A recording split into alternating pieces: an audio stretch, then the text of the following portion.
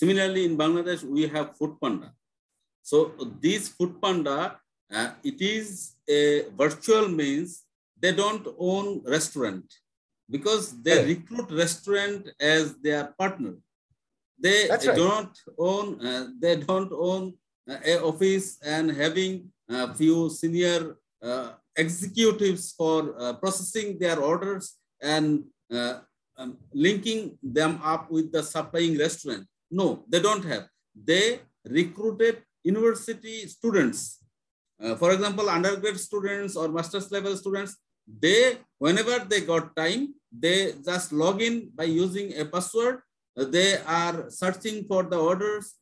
When order found, then they are connecting with concerned supplying restaurant, and they are said, yes, have you got the order?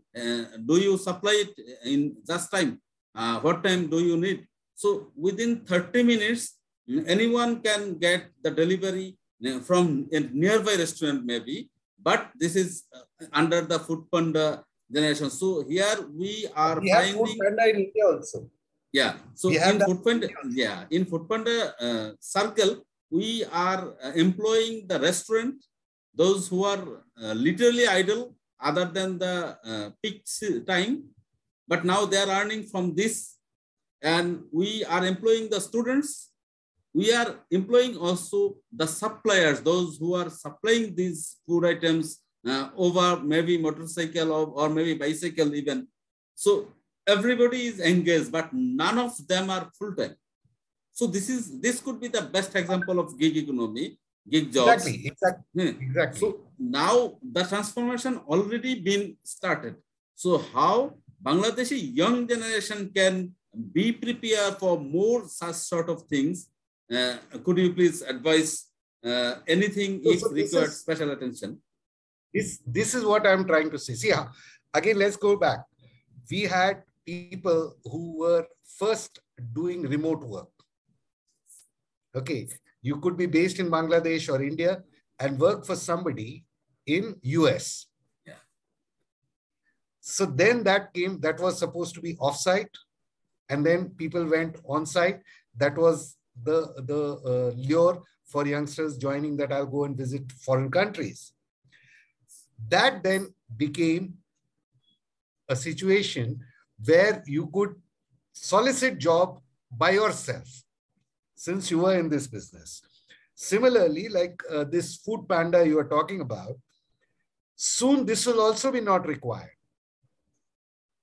This will also be, there will be drones which will just simply go and deliver.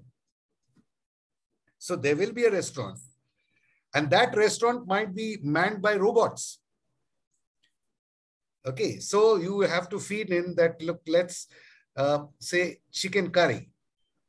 Okay, so there will be a kind of a mix that you put this much chilies, this much salt, this much whatever other spices, and boil for so much. All that is programmed.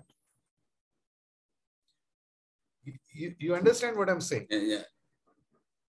So that is the thing that I'm trying to talk about. Okay, so what will happen is then you start, this is what government and large private sector in Bangladesh can do, is constantly look for what's happening around the world and create these opportunities. This also will last for only 3-4 years. And then the discovery will come. Can I just attend to a call? This seems to be an urgent call. Please. I'm ready. Yes, already, sir. So that is the role. That is the role. Like, take the IT industry in India, has grown disproportionately as compared to any country in the world. Well, the initial findings were done by the government. Okay. And at that time, we thought that you are going to just be a glorified typist. But today, look at the respect. I mean, that was a social change that came about in India. Mind you, and these are all contract jobs. India doesn't have a Microsoft. Though we have a Microsoft base here. India isn't Google. Though we have a base here. So all these are contract workers in many fashion, excepting that they work under a contractor, which can be TCS, which can be Infosys, which can be Wipro, these are all contractors. Now that was probably the second stage. The third stage now is that they are independent IT workers who have branched into whatever they love. So we have a 5-member EdTech startup, which has now become a unicorn. You may have a fintech startup.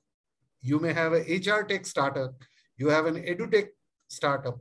So things are boiling out, and the government is only involved, and these larger IT companies are only involved in bringing and scanning the world for opportunities.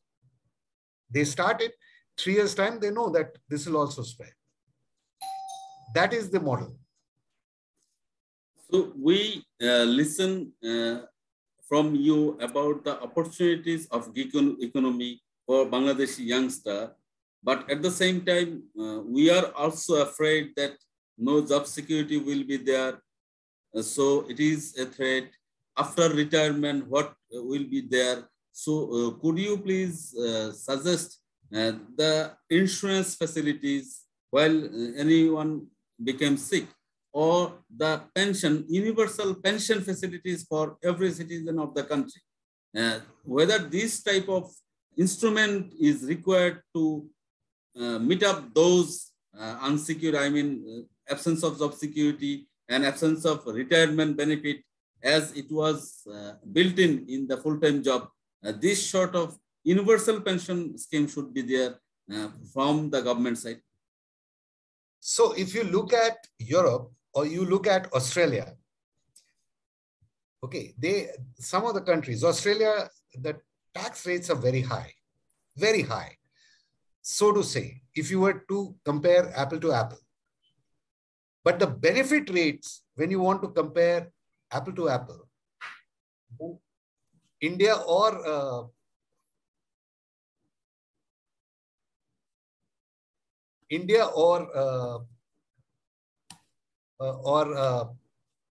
Bangladesh don't compare. I have relatives in Australia.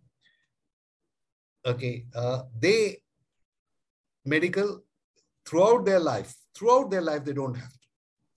For education, right up to graduation, they don't have to pay. For after they retire, I believe they get $600 Australian dollars per week, which is more than enough for survival. Just give me 2 minutes. Just give me, I think we'll have. And so the government will have to take money just like it takes from the private sector. They will have to take that money. And the remittance is always going to be, if they go global, has to be through bank. So it's not that the money will not be known. Okay. And then they can come up with these universal schemes. Yes. Okay. And that, whether you like it or not, over a period of time, you will have to. Because if you're not going the gig way, then there is no way that you're going to get jobs. If there's no way that you have a large company which will have huge overheads and be competitive in the world. That's not going to happen. So in which case, that if the support has to be given by the government, then it is looking forward, not immediately, but by and by getting into that route. It'll be a tough route, but it'll have to be taken. So that's a hard sell that government will have to do, that look, the world is moving towards this, and therefore to provide for this, you have to. The problem there is that the governments also tend to take, and that could happen in India too, a very short-term view and use this money elsewhere. That should not be done. Yeah. This is the challenge. Yeah. This is the challenge. So that how any government across the world, whether it be South Asia, whether it be Africa, how they manage that will... It is question. Yeah, will make you a winner or a loser. Yes, transparency and good governance. Again, it comes again in this particular aspects. So, sir, thank you very much for sparing your valuable time with us about more than 1 hour. And once again, we are very delighted to listen from you. And hopefully we'll be talking again, learning again from you, maybe on another topic in future. And thank you very much for sparing your time with us. Thank you. Thank you very much for having me with you. And I hope the listeners in Bangladesh get some information from whatever I have